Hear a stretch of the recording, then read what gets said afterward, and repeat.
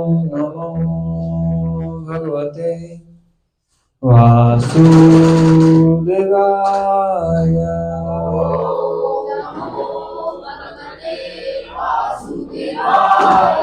ओम नमो भगवते वासुदेवाय।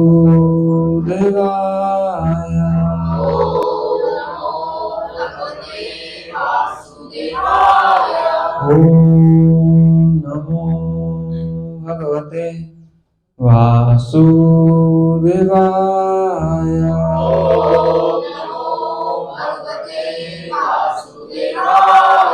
नारायणं नमस्कृत्य नरं चैव नरोत्तमं देवीं सरस्वतीं व्यासं ततो जयमुदीरये। नष्टप्रायेषु भद्रेषु नित्यं भागवतसेवया भगवती उत्तम श्लोके भक्तिर्भवति नैष्ठिकी। कृष्णाय वासुदेवाय देवकी नंदनाय च नंदगोपकुमाराय गोविंदाय नमो नमः। गोविंदाय नमो नमः। श्रीमद्भागवतम प्रथम स्कंद अध्याय 10 श्लोक क्रमांक 11 और 12।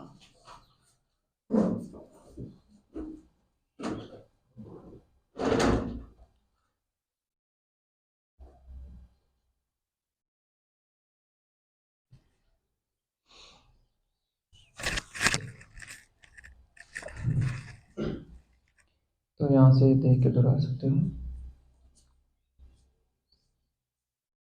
सत्संगान्मुक्त दुसंगो हातुं नोत्सते बुधा कीर्त्यमानं यशो यस्य सकृत् आकर्निरोचनम् तस्मिन्नस्तधिया पार्था सधेरन् विरहं कथम् दर्शन स्पर्श सलाम पश्यन् आसन भोजने सत्संगान्मुक्त धूसंगो हातुं न उत्सते बुधा कीर्त्यमानं यशो यस्य सकृत् आकर्निरोचनम् तस्मिन्नस्तधिया पार्था सधेरन् विरहं कथम् दर्शन स्पर्शं सलापश्यन् आसन भोजने सत्संगान्मुक्त दुसंगो हातुं नोत्सहते बुधा कीर्त्यमानं यशो यस्य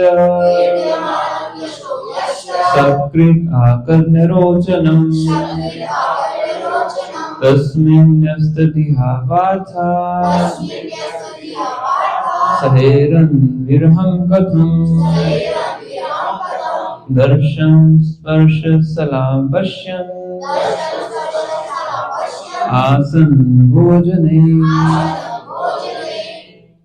तो एक एक श्लोक उच्चारण करेंगे। 2 श्लोक हैं। पहले प्रभु जी फिर माता जी। सत्संगान्मुक्त दुसंगो हातुं न उत्सते बुधा कीर्त्यमानं यशो यस्य सकृत् आकर्निरोचनम्। नेक्स्ट नहीं, नेक्स्ट श्लोक। तस्मै तस्मिन् न्यस्त धिया पार्थ सहैरं विरहं कथं दर्शनं स्पर्श संलापस्य दर्शन स्पर्शन सलावश्य आसन भोजने।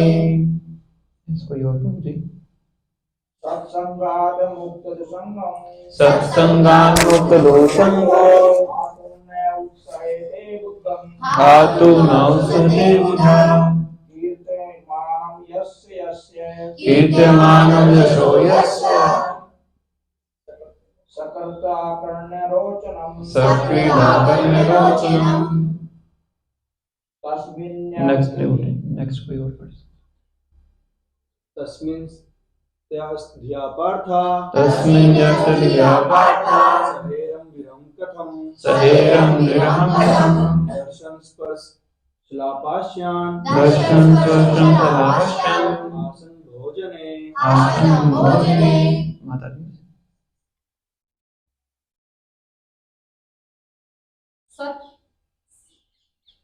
सत्संगान मुक्त धूसंगो सत्संगामुक्त दूसंगो हातुम नो उत्सहते बुधा हातुम नो उत्सहते बुधा कीर्त्यमानं यशो यस्य कीर्त्यमानं यशो यस्य सकृत आकर्ण्य रोचनम सक्रीडा कर्ण्यरोचनम्। तस्मिन् धे स्थिति पार्थ तस्मिन् यस्य धिया पार्थ सहेरं विरं कथं सहेरं विरहं कथं दर्शन स्पर्श लास्पश दर्शन स्पर्शन सलावश्यं आसन भोजनम आसन भोजने। शब्दार्थ अनुवाद एवं तात्पर्य श्रील प्रभुपाद जी के द्वारा श्रील प्रभुपाद की सत्संगात शुद्ध भक्तों की संगति से मुक्त दुसंगः बुरी भौतिक संगति से मुक्त हातुम परित्याग करने के लिए ना उत्सहते कभी प्रयास नहीं करता है बुधा भगवान को समझने वाला कीर्त्यमानम यशोगान करता यशः ख्याति यस्य जिसका सकृत मात्र एक बार आकर्ण्य केवल सुनकर रोचनम प्रसन्न करके तस्मिन् उसमें न्यस्त धिया जिसने अपना मन उनको अर्पित कर रखा है पार्थः पिता के पुत्र सहेरन सह सकते हैं विरहम वियोग कथम कैसे दर्शन आमने सामने देखते हुए स्पर्श करते हुए संलाप परस्पर बातें करते शयन सोते आसन बैठते भोजने एक साथ भोजन करते। अनुवाद ध्यान से सुनिए। वह बुद्धिमान जिसने शुद्ध भक्तों की संगति से परमेश्वर को समझ लिया है और भौतिक कुसंगति से अपने को छुड़ा लिया है, वह भगवान के यश को सुनने से चूकेगा नहीं। उसने चाहे उनके विषय में एक ही बार क्यों ना सुना हो, तो भला पांडव उनके वियोग को कैसे सह पाते, क्योंकि वे उनसे घनिष्ठता पूर्वक संबंधित थे। वे उन्हें साक्षात अपने समक्ष देखते थे, उनका स्पर्श करते थे, उनसे बातें करते थे और उन्हीं के पास सोते उठते बैठते तथा भोजन करते थे। तात्पर्य जीव की स्वाभाविक स्थिति अपने से वरिष्ठ की सेवा करना है। उसे इंद्रिय तृप्ति की विभिन्न अवस्थाओं में माया की आज्ञाओं का पालन करने के लिए बाध्य होना पड़ता है और इंद्रियों की सेवा करने में वह कभी थकता नहीं। यदि वह थक भी जाए तो माया उसे इंद्रियों की सेवा करने के लिए निरंतर बाध्य करती है और कभी संतुष्ट नहीं होती। ऐसे इंद्रिय तृप्ति व्यापारों का कोई अंत नहीं है और बद्ध जीव छूटने की आशा के बिना ऐसी सेवा में उलझा रहता है। छुटकारा केवल तभी मिलता है जब शुद्ध भक्तों की संगति होती है। ऐसी संगति से वह धीरे धीरे अपनी दिव्य चेतना की ओर उन्नत होता है। इस प्रकार वह जान सकता है कि उसकी शाश्वत स्थिति भगवान की सेवा करने के लिए है, विकृत इंद्रियों की काम, क्रोध, प्रभुत्व जताने इत्यादि की इच्छा पूर्ति के लिए नहीं है। भौतिक समाज, मित्रता तथा प्रेम काम वासना की विभिन्न अवस्थाएं हैं। घर, देश, परिवार, समाज, संपत्ति तथा अन्य वस्तुएं भौतिक जगत में बंधन के कारण स्वरूप हैं, जहां 3 प्रकार के ताप बने हुए हैं। शुद्ध भक्तों की संगति से तथा विनीत भाव से उनका श्रवण करने से भौतिक भोग के प्रति आसक्ति कम होती है और भगवान के दिव्य कार्यकलापों के विषय में सुनने के प्रति आकर्षण की प्रधानता होती है। एक बार आकर्षण उत्पन्न हो जाने पर वह बिना रुके चलता रहता है, जिस प्रकार बारूद की आग। ऐसा कहा गया है कि श्री हरि दिव्य रूप से इतने आकर्षक हैं कि जो आत्म साक्षात्कार द्वारा अपने में ही संतुष्ट हैं और वास्तव में सारे भवबंधनों से मुक्त हो चुके हैं, वे भी भगवान के भक्त बन जाते हैं। ऐसी परिस्थिति में वह यह भली भांति समझा जा सकता है कि पांडवों की क्या स्थिति हुई होगी, जो भगवान के नित्य संगी थे। वे श्री कृष्ण के वियोग की कल्पना भी नहीं कर सकते थे, क्योंकि निरंतर व्यक्तिगत संपर्क के कारण उनका आकर्षण अत्यधिक प्रगाढ़ था। शुद्ध भक्त के लिए भी उनके रूप, गुण, नाम, यश, कार्यकलाप आदि का स्मरण इतना आकर्षक होता है कि वह संसार के सारे रूप, गुण, नाम, यश, कार्यकलाप भूल जाता है और शुद्ध भक्तों की परिपक्व संगति के कारण वह क्षण भर के लिए भी भगवान के संपर्क से दूर नहीं होता। ओम अज्ञानतिमिरन्धस्य ज्ञानाञ्जनशलाकया चक्षुरुन्मीलितं येन तस्मै श्रीगुरवे नमः। श्रीचैतन्यमनोभीष्टं स्थापितं येन भूतले स्वयं रूपा कदा मह्यं ददाति स्वपदान्तिकम्। वन्देऽहं श्रीगुरू श्रीयुतापत्कमलं श्रीगुरुन् वैष्णवांश्च श्रीरूपं साग्रजातं सहगण रघुनाथान्वितं तं सजीवं साद्वैतं सावधूतं परिजनसहितं कृष्ण चैतन्यदेवं श्रीराधा कृष्णपादान् सहगण ललिता श्रीविशाखान्वितांश्च। हे कृष्णा करुणा सिंधु दीनबन्धु जगत्पते गोपेश गोपिका कांता राधा कांत नमस्तुते। तप्त कांचन गौरांगी राधे वृंदावनेश्वरी वृषभानुसुते देवी प्रणमामि हरिप्रिये। वाञ्छाकल्पतरुभ्यश्च कृपा सिन्धुभ्येव च पतितानां पावनेभ्यो वैष्णवेभ्यो नमो नमः। जय श्री कृष्ण चैतन्य प्रभु नित्यानंद श्री अद्वैत गदाधर श्रीवासादि गौर भक्तवृंद। हरे कृष्णा कृष्णा कृष्णा हरे हरे, हरे राम राम राम हरे हरे। नमो विष्णुपादाय कृष्णाभिष्टाय भूतले श्रीमते भक्तिवेदांत स्वामिनिधि नामिने। नमस्ते सरस्वती देवे गौरवाणी प्रचारिणे निर्विशेष शून्यवादी भाषाकनिष्ठकारिणे।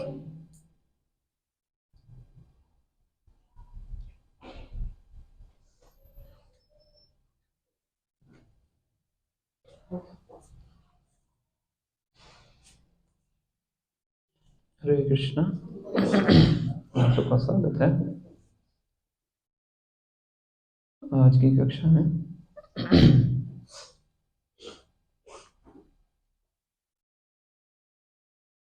तो हम प्रथम स्कंद और 10वां अध्याय पढ़ रहे हैं।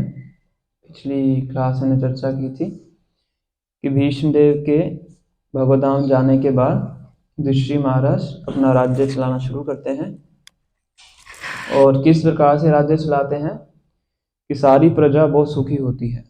पिछली बार जो हमने श्लोक चर्चा किया था कि उनके राज्य के कारण सही समय वर्षा होती थी, नदी में पानी रहता था, पूरे पहाड़ों के अंदर खनिज पदार्थ प्राप्त होता था और जो भी जीवित रहने के लिए आवश्यकताएं हैं, सारी आवश्यकताएं उनके राज्य में पूरी होती थी और किसी को भी किसी प्रकार की व्याधि और तकलीफ नहीं थी उनके राज्य के अंदर। फिर हमने थोड़ी सी चर्चा राम राज्य के ऊपर की थी लास्ट क्लास में और आज का जो प्रसंग है इसके आगे का है। तो भगवान श्री कृष्ण देखते हैं कि अभी युधिष्ठिर महाराज ने अपना राज्य करना शुरू कर दिया है, सही प्रजा सुखी है, तो अभी उनकी इच्छा होती है कहाँ पे, द्वारका वापिस आने की। तो पहले भी जाने वाले होते हैं तो कुंती महारानी युधिष्ठिर महाराज रोक देते हैं। फिर इसके बाद भीष्मदेव का प्रसंग आता है और अभी फिर वो द्वारका को जाने लगते हैं। पर अभी युधिष्ठिर महाराज रोकते नहीं है क्योंकि वो समझ चुके हैं कि बहुत समय हो गया है, बार बार रोकना ठीक भी नहीं है। हालांकि इच्छा तो नहीं थी उनकी कि भगवान को जाने दें, तो फिर भी भगवान उनसे अनुमति लेना चाहते हैं, बड़े भाई हैं, तो वो अनुमति देते हैं कि ठीक है अब जाइए। तो बताया गया है कि जब भगवान जाने लगते हैं, रथ के ऊपर बैठने लगते हैं, तो पांचों पांडव, कुंती महारानी, द्रौपदी और अन्य भी जितनी स्त्रियां होती हैं लगभग जैसे मूर्छित हो जाती हैं, वैसी अवस्था में पहुंच जाती हैं। क्यों? क्योंकि भगवान से विरह उनको सहन नहीं होता है। और आज का जो श्लोक है उसमें श्रील सुत गोस्वामी इस प्रकार से बता रहे हैं कि जो बुद्धिमान व्यक्ति हैं, जो कि भक्तों का संग करते हैं और अभक्तों के संग से दूर रहते हैं, वो कभी भी भगवान के गुणों के बारे में सुनना छोड़ नहीं सकते, चाहे उन्होंने भगवान के बारे में केवल एक बार ही सुना हो, है ना। एक बार भगवान के बारे में सुना है तो इतना आकर्षण हो जाता है कि भगवान के बारे में सुनना छोड़ नहीं सकते, है ना। तो फिर पांडवों के बारे में तो क्या कहा जाए, तो वो भगवान को कैसे छोड़ सकते हैं, है ना। क्योंकि पांडवों के साथ भगवान क्या करते थे, यहाँ पे क्या लिखा हुआ है, सोते थे, उठते थे, बैठते थे, खाते थे और चर्चा करते थे, स्पर्श करते थे और फेस टू फेस देखते थे। तो पांडवों के बारे में तो क्या कहा जाए, जो इतना घनिष्ठता से भगवान का संग करते थे। तो इसके ऊपर प्रभुपाद ने तात्पर्य में बताया है। ये वृंदावन की घटना है कि वृंदावन के अंदर एक बार एक जगह भी प्रवचन हो रहा होता है, कोई भक्त प्रवचन कर रहे थे, तो उस प्रवचन के अंदर एक चोर आगे बैठे होते हैं, चोर भी सुन रहे होते हैं। तो प्रवचनकर्ता भगवान के गुणों का वर्णन कर रहे थे कि भगवान का ऐसा रूप है और यहाँ पे रहते हैं और वो ऐसे ऐसे आभूषण पहनते हैं, आभूषणों का वर्णन कर रहे थे। तो चोर जब सुनता है तो उसकी इच्छा हो जाती है कि ये तो बड़ा सही व्यक्ति है, एक बार इसके ऊपर हाथ लग जाए तो पूरा जीवन चोरी करने की आवश्यकता ही नहीं है। तो ऐसे नहीं बैठते। तो क्लास खत्म होती है, क्लास खत्म होने के बाद वो जाता है साधु के पास। तो साधु के पास जाता है, उसको थोड़े से पैसे देने का प्रयास करता है, दक्षिणा देता है। वो कहता है जरा ये बताओ कि लड़का रहता कहाँ पे है। तो वन बता देते हैं कि वृंदावन नाम की जगह है, तो वहां पे जाके जंगलों के अंदर इस लड़के को प्राप्त कर सकते हो। तो सुनता है, रात भी अपना सामान लेके वहां चला जाता है। बताया जाता है कि अब पता नहीं कहाँ से स्टोरी, कौन से पुराण में कहाँ पे है, पर बहुत बार सुनी है कथाओं के अंदर। तो पूरी रात ढूंढता रहता है। तो उनका नाम भी बताते हैं वो जो साधु होते हैं कि काना बोल के बुलाना उसको। तो कृष्ण बोलना, काना बोलना तो जल्दी आएगा। और उसको क्या पसंद है, उसको माखन पसंद है।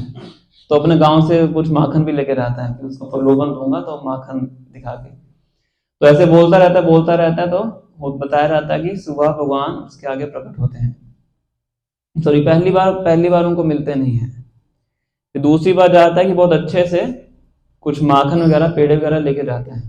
तो बहुत उत्सुकता से बुलाता है और बताया जाता है कि पूरा दिन कुछ खाता भी नहीं है। इतनी ज्यादा उत्सुकता होती है, किस लिए? गहनों को प्राप्त करने के लिए। एक बार साधु से सुन लिया ना भगवान का डिस्क्रिप्शन, तो बताया जाता है कि भगवान उसके आगे प्रकट हो जाते हैं। भगवान आते हैं, वही गहने पहने होते हैं, तो उनको माखन दे देता है। तो कहता है कि जरा अपने ये आभूषण तो निकाल के दिखाओ कैसे हैं। भगवान को सब पता है। कहता है कि मैं तो ये तो मैं नहीं दे सकता, ये यशोदा माता मुझे बहुत डांटेगी, ये माता ने मुझे पहनने के लिए दिए हैं, तो मैं कल माता से पूछ के आऊंगा, है ना, फिर मैं आपको ये आभूषण दे दूंगा। तो वो जबरदस्ती नहीं करता कि चलो, अगर अब क्या कि उसके अंदर आकर्षण शुरू हो चुका है, भगवान के दर्शन कर लिए हैं, अब धीरे धीरे क्या हो गया है, भौतिक जो आकर्षण है वो खत्म होता जा रहा है ना, ऑलमोस्ट खत्म हो ही गया है। अब किससे आसक्त हो गया है? भगवान के रूप से आसक्त हो गया है। तो ठीक है, अब कल को दोबारा आना, इसी समय पे आना, मैं यहीं पे आपको मिलूंगा। तो अगले दिन चोर फिर पहुंच जाता है, भगवान आते नहीं है, तो बहुत व्याकुल हो जाता है, जोर जोर से फिर चिल्लाने लगता है कि मुझे आभूषण नहीं चाहिए, मुझे आभूषण नहीं चाहिए, मुझे क्या करना है, बस आपको एक बार देखना है ना। तो जो एक बार भगवान के संपर्क में आ जाता है, जैसे यहाँ पे बताया गया है, even though they have heard them only once, अगर एक बार भी भगवान के बारे में सुन लिया या भगवान के दर्शन कर लिए या किसी भी तरीके से भगवान के संपर्क में आ गया, तो फिर दोबारा भगवान को भूल नहीं सकता है, फिर संभव नहीं है। और भगवान भूलने देते भी नहीं है ना। भगवान कहते हैं कि जिसको मैं अगर पकड़ लेता हूं उसको मैं छोड़ता नहीं हूं। ये भगवान का सिस्टम है ना। तो इसलिए कह रहे हैं कि पांडवों के बारे में तो क्या कहना, जो कि भगवान का सोते थे, बैठते थे, उनके साथ ही घूमने जाते थे, उनके साथ ही खाते थे, तो वो भगवान के विरह को किस तरह से सहन कर सकते हैं? संभव ही नहीं है। इसलिए जब भगवान जाने लगते हैं तो प्रायः सभी क्या हो जाते हैं, एक तरह से मूर्छित हो जाते हैं, ऐसी हालत हो जाती है। कुंती महारानी तो हम सब जानते हैं क्या प्रार्थना करती है, क्या प्रार्थना करती हैं कि मेरे जीवन में तो क्या है, दुख ही दुख आए। क्यों? जब दुख आते हैं तो आप हमारी रक्षा करने के लिए आते हैं, और अब हमारे ऊपर सुख आया है तो आप हमें छोड़ के जा रहे हैं, तो इससे अच्छा दुखी हैं, क्योंकि हमें सुख में जीवन नहीं चाहिए। हमें कौन चाहिए? हमें आपका सानिध्य चाहिए, आपका एसोसिएशन हमें चाहिए। इस प्रकार से यहाँ पे इसका वर्णन किया गया है। तो प्रभुपाद जी तात्पर्य शुरू करते हैं, एक भौतिकवादी व्यक्ति का जीवन कैसा होता है, वहां से शुरुआत करते हैं कि जो भौतिकवादी व्यक्ति होता है अपना पूरा जीवन किससे व्यतीत करता है? इंद्रिय तृप्ति के भोगों में व्यतीत करता है। और जब इंद्रिय तृप्ति को अपने जीवन का लक्ष्य बनाता है तो माया उसको बहुत नचाती है। उसको लगता है कि मैं स्वयं की इच्छा से कार्य कर रहा हूं, पर स्वयं की इच्छा से कार्य नहीं कर रहा होता। वो किसकी इच्छा से कार्य कर रहा होता है? माया की इच्छा से कार्य कर रहा होता है और इंद्रिय तृप्ति के पीछे भाग रहा होता है। और इसी के पीछे क्या हो जाता है, उसका पूरा जीवन निकल जाता है। और जिस सुख की तलाश में घूमता है वो सुख भी प्राप्त नहीं हो पाता है ना। और बहुत ज्यादा कष्टों का भोग करता है, बचपन से लेके मृत्यु शैया तक वो क्या करता है? अनगिनत कष्टों को भोगता है। अगर आप किसी व्यक्ति को बैठाइए और उसे पूछिए कि अपने कष्टों का वर्णन करो, और अपने सुख में, अपने जो भी सुख आपको प्राप्त हुए आज तक उसका वर्णन करो, और जो भी कष्ट आपको प्राप्त हुए आज तक उसका वर्णन करो। सुख हो सकता है एक दो गिना दे, मेरी शादी हुई थी, मेरे बच्चों की शादी हुई थी, है ना, कभी स्कूल में फर्स्ट आ गया था, है ना, दो तीन चीजें बता देगा सुख, जिसमें से सुख प्राप्त हुआ है। और दुखों की बात शुरू होगी तो पूरी झड़ी लगा देगा, है ना, रात तक चलता रहेगा। मेरे जीवन में ये कष्ट है, मेरे जीवन में वो कष्ट है, ये हुआ, मेरे साथ उसने ऐसा कर दिया था, मेरे साथ ऐसा हो गया, वो है ना। तो कष्ट ही कष्ट है ना। तो ये उस व्यक्ति की गाथा है जिसने इंद्रिय तृप्ति को अपना जीवन का लक्ष्य बनाया है ना। पर जो व्यक्ति भगवान को अपना लक्ष्य बनाता है उसका जीवन इसके बिल्कुल उल्टा होता है। एक भौतिकवादी व्यक्ति इंद्रिय तृप्ति को छोड़ना नहीं चाहता है, और एक अध्यात्मवादी व्यक्ति भगवान को छोड़ना नहीं चाहता है। दोनों में अंतर है। और एक भौतिकवादी व्यक्ति को भगवान बताते हैं भगवद गीता के अंदर, मृत्यु सर्वहरश्चाहम, चाहे वो छोड़ना ना चाहे, मृत्यु के समय उसको सब कुछ छोड़ना पड़ता है। भगवान कहते हैं मृत्यु के समय मैं क्या कर लेता हूं? सब कुछ हर लेता हूं। इसके भगवान का नाम क्या है? हरि, है ना, जो सब कुछ हरने में एक्सपर्ट है। मृत्यु के समय क्या कर लेते हैं? जिन जिन जिन चीजों को, जिन जिन व्यक्तियों को हम बहुत संजो के रखते हैं, एक क्षण के अंदर सब कुछ छीन लिया जाता है, सारी इंद्रिय के साथ। पर एक भक्त होता है, उसका जो भगवान के साथ सानिध्य होता है वो कभी छूटता नहीं। अगर वो खुद भी छोड़ना चाहे तभी भी उससे छूटता नहीं है, क्योंकि भगवान उसको छूटने नहीं देते हैं, है ना। तो एक भौतिकवादी व्यक्ति और एक भक्त के अंदर अंतर आता है।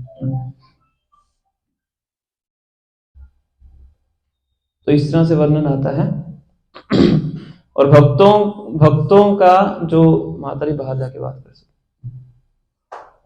सबसे निवेदन है कि फोन अपना एक बार साइलेंट कर दीजिए, क्लास के अंदर बाधा पड़ती है इसके।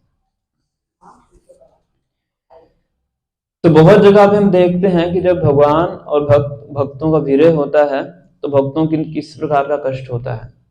हालांकि बाहरी रूप से कष्ट है, पर आंतरिक रूप से भक्तों को बहुत आनंद की प्राप्ति होती है, क्योंकि उनका भगवान के प्रति जो स्मरण है उसमें बढ़ोतरी होती है।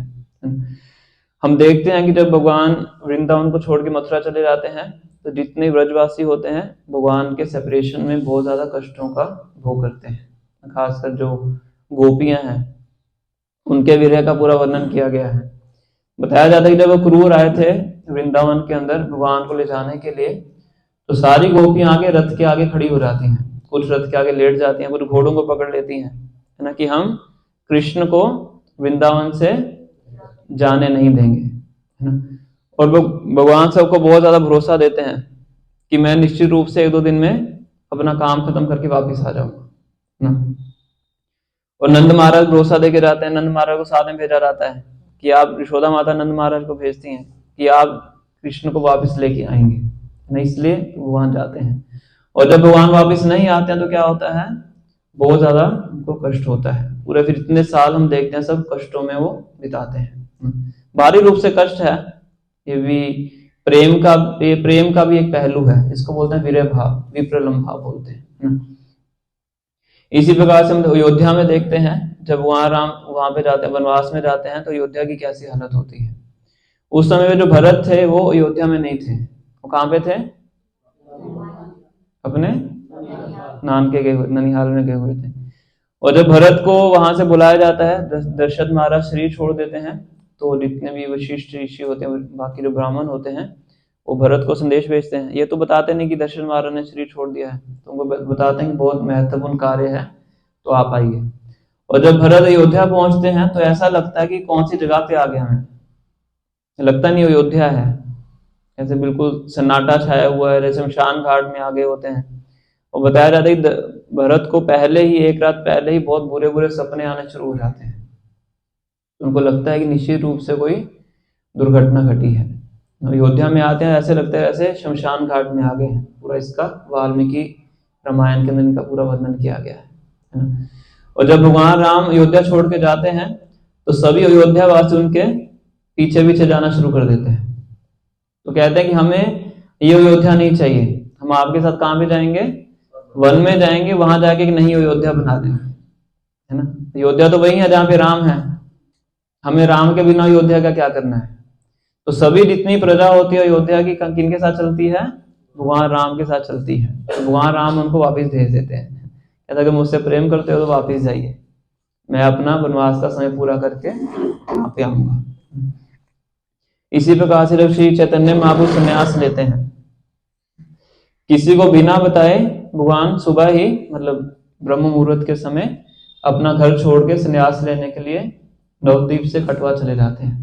फिर 4-5 गिने चुने भक्तों को बताते हैं, नित्यानंद प्रभु को बताते हैं, मुकुंद को बताते हैं, 4-5 भक्त होते हैं, सची माता, विष्णुप्रिया, इनको बताते हैं, बाकी किसी को नहीं बताते। अपना रात को ही घर छोड़ के संन्यास लेने के लिए, कहाँ बिना कुछ बताए कि कहाँ जा रहा हूँ, अपना कटवा चले जाते हैं संन्यास लेने के लिए।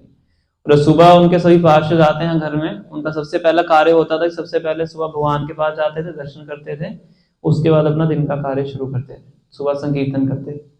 और अब देखते हैं कि निमाई घर पे है नहीं, और जो सची माता है अभी भी घर की दहलीज के ऊपर बैठी हुई हैं, उनको बिल्कुल होश ही नहीं है। तो तब उनको पता लगता है कि जो निमाई है संन्यास लेके चले गए हैं। तो ऐसे लगता है कि जैसे उनके सर के ऊपर इंद्र ने वज्रपात कर दिया, बहुत ज्यादा कष्ट होता है। और सभी मिलके योजना बना लेते हैं कि अभी हम सब इकट्ठे हो जाएंगे और इकट्ठे मिलकर गंगा में जाके छलांग लगाएंगे। गंगा पास में ही है, हम जब जाएंगे तो दर्शन करेंगे। बहुत बहुत विशाल गंगा है, गंगा सागर से पहले गंगा वहीं पे बनती है। तो सब सोचते हैं कि जाएंगे, इकट्ठे मिलकर जाते हैं सभी कि गंगा में छलांग लगा के अपना शरीर परित्याग कर देंगे, क्योंकि भगवान के बिना जीने का हमारा कोई भी मतलब नहीं है। निमाई चले गए हैं संन्यास लेने के लिए, और संन्यास लेने गए हैं तो वापस तो लौट के आएंगे नहीं। जो संन्यास ले लेता है कभी अपनी उस जगह पे लौट के वापस नहीं आता है, ये वैदिक संन्यास का नियम है। तो निमाई तो वापस आएंगे नहीं, तो फिर हम क्या करेंगे, गंगा में जाएंगे, डूब के अपने शरीर का परित्याग कर देंगे, अब जीने का कोई फायदा नहीं। तो बताया जाता है कि उस टाइम पे आकाशवाणी होती है कि अभी अपने शरीर को खत्म मत कीजिए, जो निमाई हैं लौट के वापस आएंगे, आप सबको उनका दर्शन प्राप्त होगा, तो इसलिए शरीर का परित्याग मत कीजिए। तो फिर वो शरीर छोड़ते नहीं है। फिर बताया, पता लगता है कि बाद में श्री चैतन्य महाप्रभु 7-8 दिनों के लिए शांतिपुर में आते हैं, वहां पे सबको उनका सानिध्य प्राप्त होता है। जगन्नाथपुरी में रहते हैं तो भक्त उनके वहां पे जाके उनसे मिलने आया करते हैं। इस प्रकार से बताया गया है कि जो भक्त हैं कभी भी भगवान से जो अपना सानिध्य है कभी भी छोड़ना नहीं चाहते हैं, है ना। तो ऐसा क्यों है, क्योंकि भगवान और भक्त का जो आकर्षण है वो क्या है, परमानेंट है। एक जीवात्मा का जो भगवान श्री कृष्ण जो संबंध है वो क्या है, टेम्परेरी है, परमानेंट है, परमानेंट है। भगवान भगवद गीता में बताते हैं, माम एवं जीव लोके जीव भूत सनातना मनस स्थानी इंद्रियानी प्रकृति स्थानी कर्षति। जितनी भी जीवात्माएं सब क्या है, मेरे अंश हैं। तो अंश और अंशी का क्या है, परमानेंट रिलेशनशिप है। और जितने भी यहाँ पे रिलेशनशिप है जगत के अंदर वो कैसे हैं, टेम्परेरी है, परमानेंट है। टेम्परेरी क्यों है,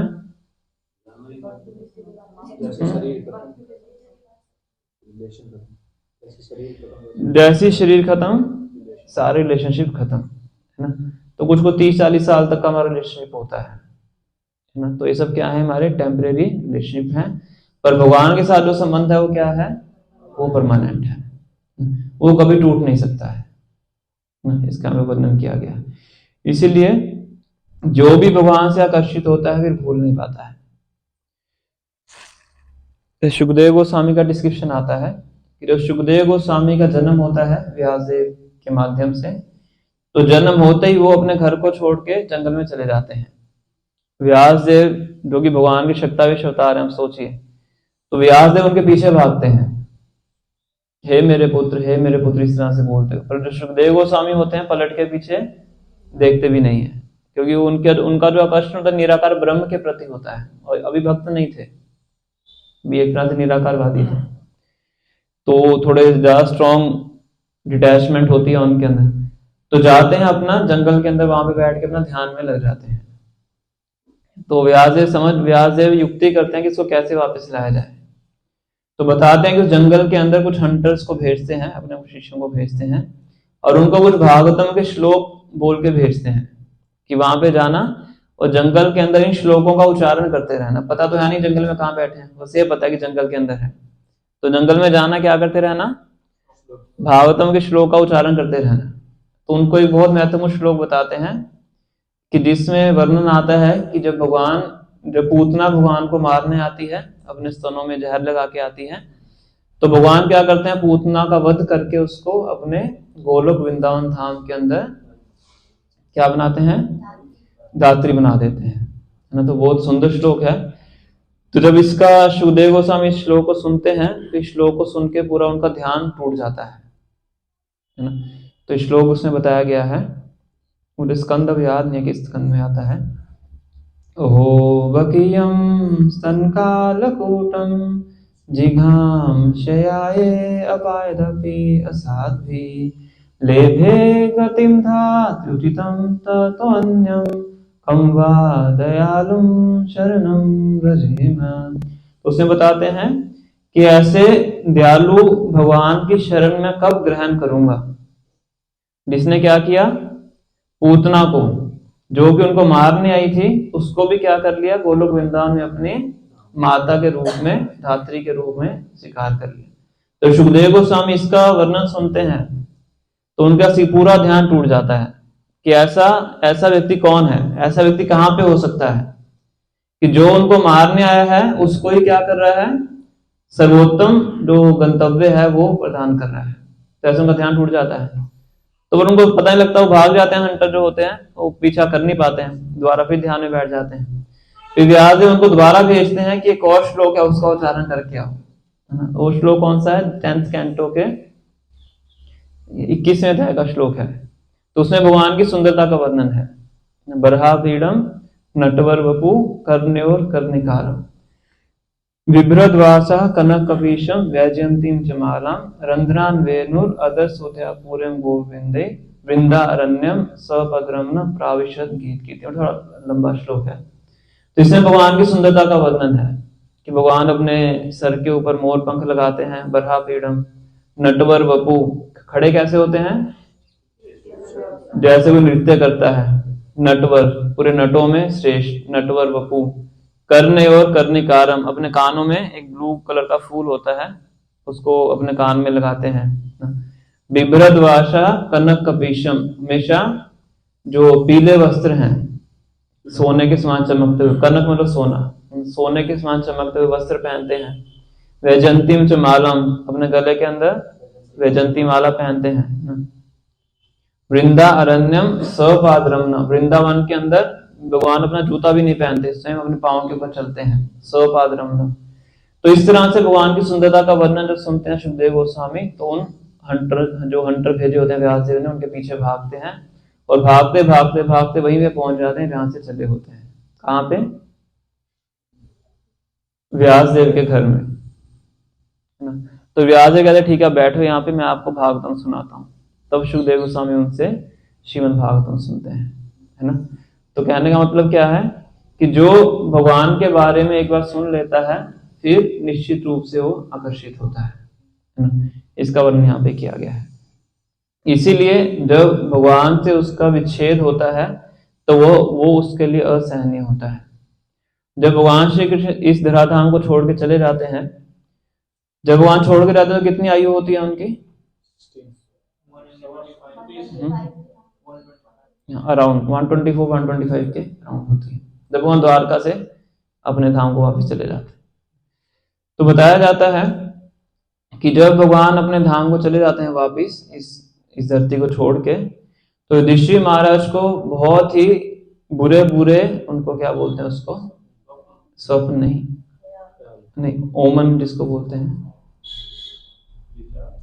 दृश्य दिखाई पड़ते हैं, है ना, बहुत ही अपशगुन दिखाई पड़ते हैं। पूरा डिस्क्रिप्शन आता है भागवतम के 1st कैंटो में, इसका पूरा डिस्क्रिप्शन आता है। और उस टाइम पे जो अर्जुन थे वो भी युधिष्ठिर महाराज के पास नहीं थे हस्तिनापुर में, वो भी कहीं बाहर गए होते हैं, द्वारका गए होते हैं भगवान श्री कृष्ण से मिलने। तो अलग अलग तरह के विचार युधिष्ठिर महाराज के मन में आते हैं और उनके मन में भी विचार आता है कि शायद जो कृष्ण है वो इस धराधाम को छोड़ के चले गए। मन में उनके विचार आता है कि अदरवाइज ऐसे जो अपशगुन है ऐसे दिखाई नहीं पड़ सकते हैं। और फिर भी इस विचार पे ध्यान नहीं देते, सोचना नहीं चाहते कि जिस चीज को व्यक्ति नहीं चाहता है उसके बारे में कभी भी सोचना नहीं चाहता है, बात नहीं करना चाहता है, तो बड़े परेशान होते हैं। कुछ समय बाद क्या होता है, वहां पे अर्जुन लौट के आ जाते हैं। अब जब अर्जुन लौट के आते हैं तो उनकी और भी ज्यादा हालत खराब होती है। तो युधिष्ठिर महाराज जब अर्जुन की हालत को देखते हैं तो उनसे बहुत से प्रश्न पूछते हैं। क्या तुम्हें किसी ने हरा दिया है? क्षत्रिय थे, क्षत्रिय को जब कोई हरा देता है उसकी बहुत बुरी हालत हो जाती है। या तुम किसी की रक्षा करने के लिए सामर्थ्य नहीं हो पाए, कोई रक्षा करने के लिए आया आपके पास और आप किसी की उसकी रक्षा नहीं कर पाए, या किसी ने आपका अपमान कर दिया है। और अलग अलग बहुत प्रश्न पूछते हैं। और सबसे एंड में क्या प्रश्न पूछते हैं कि क्या श्री कृष्ण इस धराधाम को छोड़ के चले गए? क्योंकि सबसे पहले तो यही दिमाग में घूम रहा था और सबसे अंत में पूछते हैं क्योंकि वो चाहते नहीं ऐसा हो। फिर अर्जुन बताते हैं कि भगवान धराधाम को छोड़ के चले गए और उनकी रानियां थी, उनको मेरे संरक्षण में रखा था। और जब रानियों को मैं यहाँ पे लेके आ रहा था तो रास्ते में कुछ वो क्या कहते हैं उसको, भेड़ बकरी चारने वाले जो होते हैं, तो वो लोग आए और उनको मैं हरा नहीं पाया। वो सब भगवान की रानियों को लेके चले गए। मेरे अंदर इतना सामर्थ्य नहीं था कि मैं उनकी रक्षा कर पाता, है ना। हालांकि वो भगवान ही थे जो चरवाहे के रूप में आए थे, तो वो फिर आने को लेके उनको अपने वहां पे ले जाते हैं। तो जब ये ऋषि महाराज सुनते हैं कि इस प्रकार से जो कृष्ण है वो धराधाम छोड़ के चले गए, तो अपना मुकुट उतारते हैं और अपना रखते हैं। उनको क्या थे उनके बेटे का नाम, परीक्षित महाराज, परीक्षित महाराज। तो परीक्षित महाराज को राजा बना के अपना राजपाट छोड़ के चले जाते हैं कि अब हमारा राजपाट करने का कोई भी, अब इसका कोई फायदा नहीं है। तो ऋषि महाराज निकलते हैं बाहर, उनके पीछे चारों पांडव निकलते हैं, उनके पीछे द्रौपदी निकलती है, उनके पीछे कुंती महाराज निकल जाती है। तो सभी क्या करते हैं, अपना राजपाट छोड़ के जंगल की तरफ प्रस्थान कर जाते हैं, इसलिए शरीर का परित्याग करने के। अब हमें भी जीने का कोई भी, हमारी कोई इच्छा नहीं है ना। तो इस प्रकार से अभी देखते हैं कि अभी तो भगवान द्वारका ही जा रहे हैं, तो अभी इतनी इनकी देखते हैं कि ऐसी कंडीशन है कि सब मूर्छित हो चुके हैं, है ना।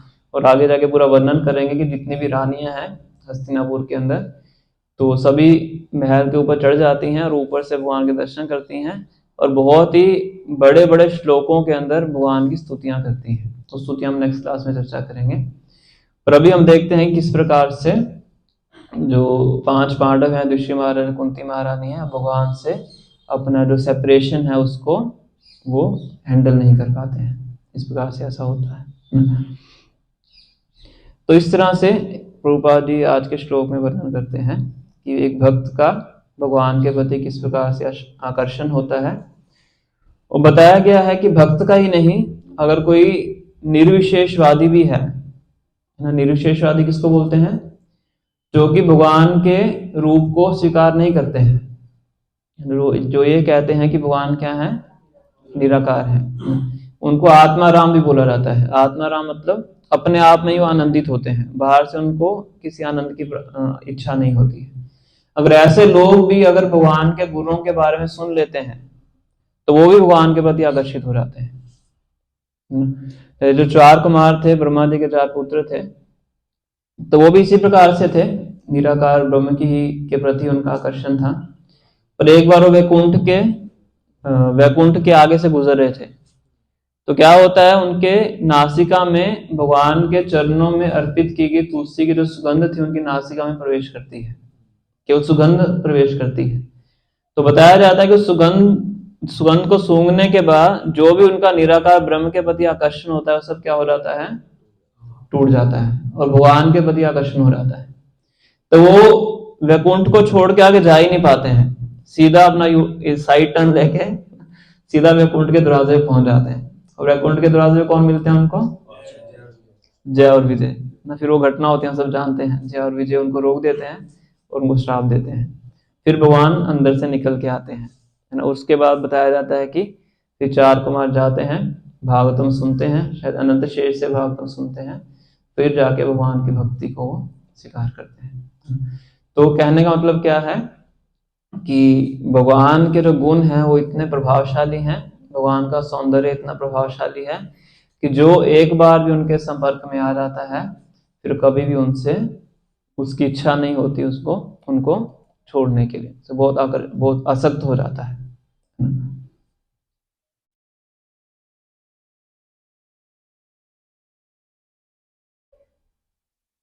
इसलिए बताया जाता है कि अगर हमें भौतिक जगत के प्रति अपनी आसक्ति को कम करना है ना, कई बार लोग प्रश्न पूछते हैं ना कि मोह माया को कैसे छोड़ें, है ना।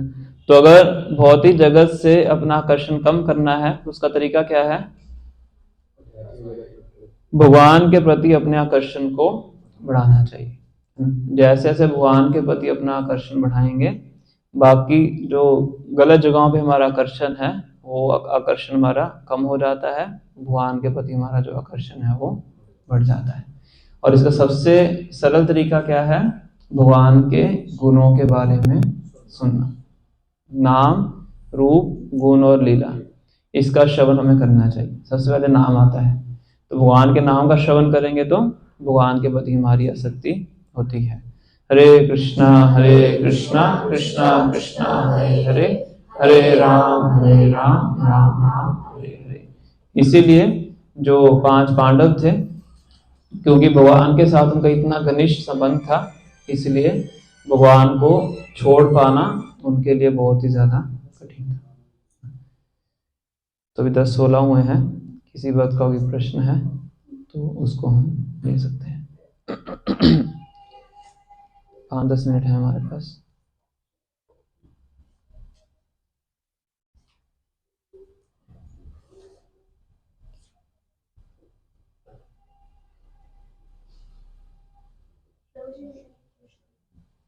जो सुखदेव गोस्वामी है, उन्होंने तो पहले शुरू से वो भागवत सुनी थी, तो निराकार ब्रह्म कैसे? शिवजी से कब सुने उन्होंने? सुखदेव गोस्वामी को तोता बन के सुनी थी। तो ऐसा कई बार सुनने में आता है, पर इस कथा का कोई तथ्य नहीं है, इसलिए मैंने इसको कोट नहीं किया। तो वो उसके बाद सर्च में नहीं, सर्च भी किया था कि इसका कहीं से सोर्स पता लगे। शायद ब्रह्म वैवर्त पुराण में है, ऐसे सुना था। जो मतलब इसका जन्म के बाद का ही पता लगता है हमें, जो गर्भ के अंदर थे। तो ऐसा सुना है कि वो तोता होता है, वो शिवजी पार्वती को कथा सुनाते हैं तो तोता सुन लेता है, अमर हो जाता है। फिर व्यास की पत्नी आई थिंक मुंह खोल के कुछ ऐसे कर रही होते हैं, उनके मुंह के अंदर घुस जाता है तो गर्भ में प्रवेश कर जाता है, तो सुखदेव गोस्वामी बन के पैदा होते हैं। ऐसा सुना है, सत्य हो भी सकता है, पर उसका कोई तथ्य नहीं है। प्रश्न का काफी जगह भारी उत्पन्न होता है कि वो भक्त क्यों नहीं थे, निराकारवादी क्यों थे। तो देखना पड़ेगा इसको। पर ये कथा सही है जो मैंने आपको बताया है कि ये जो 2 श्लोक हैं, अहो बकीयम सन काल को तमी वाला और बरहा पीढ़म नटवलोक, इसका वर्णन आता है। ये भागवतम के महात्म्य में पढ़ेंगे, उसमें इसका डिस्क्रिप्शन है।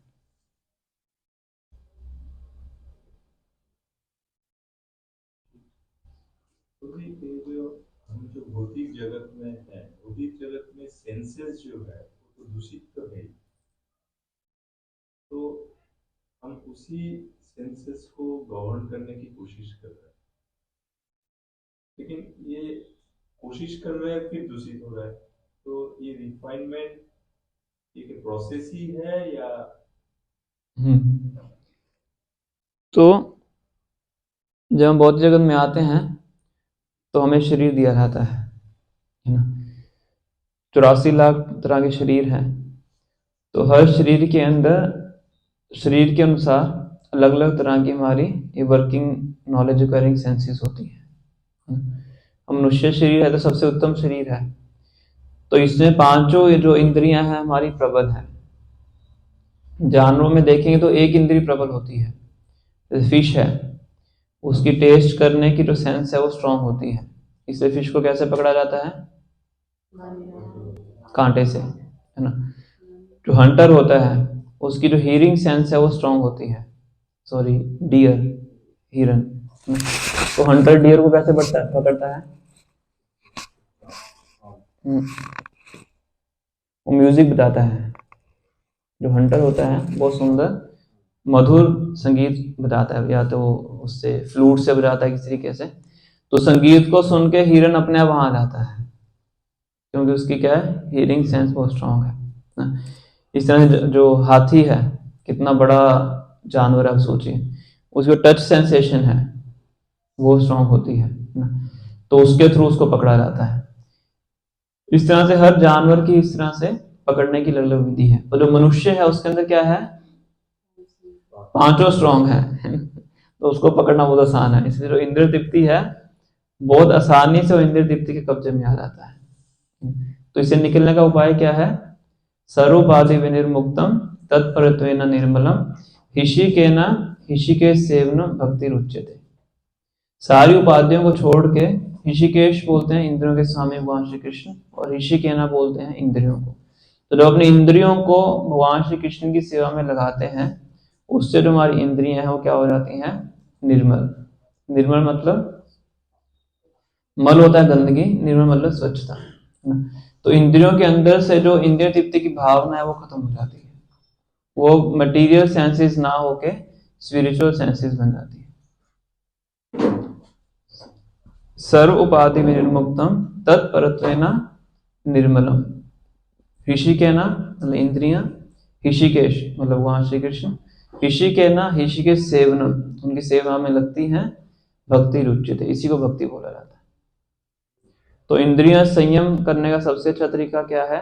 उन इंद्रियों को भगवान की सेवा में लगाना, उससे इंद्रियां संयमित हो सकती हैं। इसके बिना किसी भी आर्टिफिशियल तरीके का इस्तेमाल करेंगे उससे इंद्रियां संयमित होने वाली नहीं, और कोई तरीका नहीं। जैसे हठ योग है जो जिसको ध्यान योग बोलते हैं, वो एक तरह से आर्टिफिशियल प्रोसेस है इंद्रियों को और इंद्रिय विषयों को अलग करने के लिए। वो सतयुग में हो सकता था पर अब वो संभव नहीं है,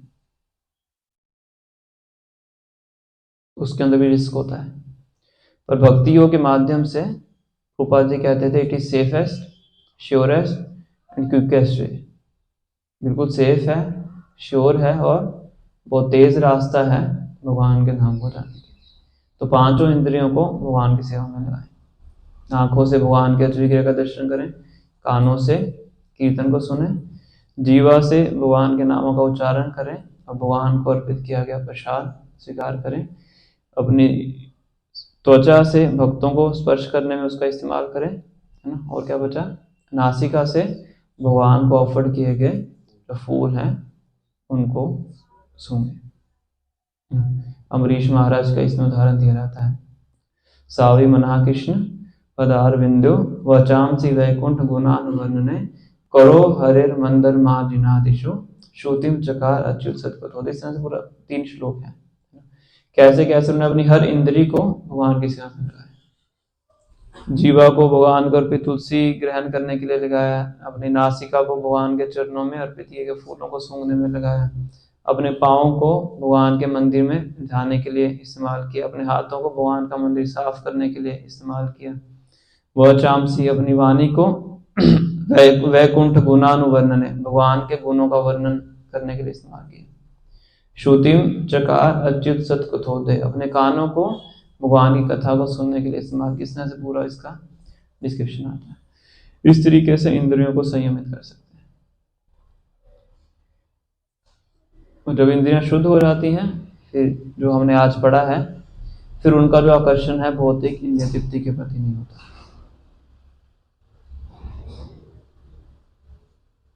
हमारे एक आचार्य हैं शिला प्रबोधानंद सरस्वती ठाकुर, उन्होंने बहुत अच्छा एक श्लोक लिखा हुआ है।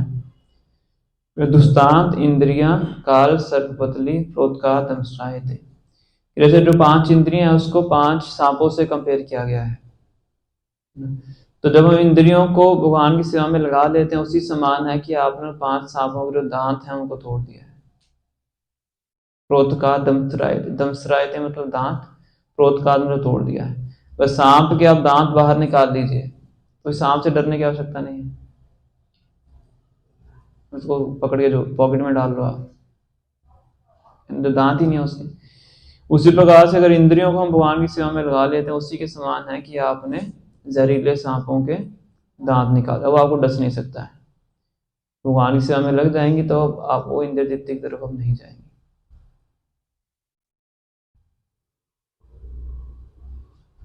ठीक है, पर भगवान की सेवा में लगाना पड़ेगा। कैसे लगाना पड़ेगा? गुरु के निर्देशन के अनुसार, है ना। क्योंकि मन है ना हमारे पास, अगर अपना मन इस्तेमाल करेंगे तो वो फिर भगवान की सेवा में लगने नहीं देगा। अगर अपने मन को गुरु को समर्पित कर देंगे तब फिर इंद्रियां सही मिल जाती। ठीक है, तो आपने हाथ खड़ा किया। ब्रह्मा जी के 4 पुत्र 4 कुमार, वो लोग निराकारवादी मतलब कैसे बने? फिर वो सकार में है तो क्यों ब्रह्मा जी तो सकारवादी थे, भगवान को मानते थे, तो उनके पुत्र निराकारवादी कैसे बने? भी वही प्रश्न है जो इन्होंने पूछा था, इन्होंने सुखदेव गोस्वामी का पूछा था, है ना। तो इसके बारे में देखना पड़ेगा कैसे बने, उनका आकर्षण उसके प्रति था, निराकार ब्रह्म के प्रति, ऐसा बताया जाता है। जैसे ज्ञानी होते हैं ना, ज्ञानी जिनका लक्ष्य ज्ञान अर्जन करना होता है, तो मोस्टली उनका जो लक्ष्य होता है मुक्ति प्राप्त करना होता है, किसी प्रकार से इस भौतिक जगत से बाहर निकला रहे, तो निराकार ब्रह्म के उपासक होते हैं, ब्रह्म ज्योति में जाना चाहते हैं। जो भक्त होते हैं उनकी इच्छा होती है भगवान की सेवा करना। तो बताया जाता है कि वो जब भागवतम सुनते हैं उसके बाद ही भक्ति को स्वीकार करते हैं। 3 का डिस्क्रिप्शन आता है, सुखदेव गोस्वामी, 4 कुमार और नवयोगेंद्र। नवयोगेंद्र ईश्वर के पुत्र थे, तो वही पहले निराकारवादी थे, बाद में भक्त बनते हैं।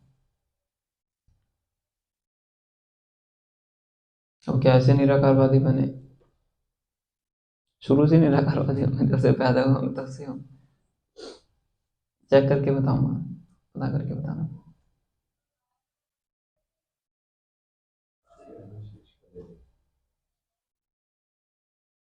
कोई और प्रश्न? तो 10:28 हो गए हैं, हम यहीं पे स्टॉप करेंगे। श्री श्री राधाधिकरण भगवान की जय, श्री श्री कृष्ण राम की जय, श्री रघुनाथ के सुधाम की जय, श्री श्री गौर की जय, गुरु श्रील प्रभुपाद की जय, गो प्रेमानंदे हरे।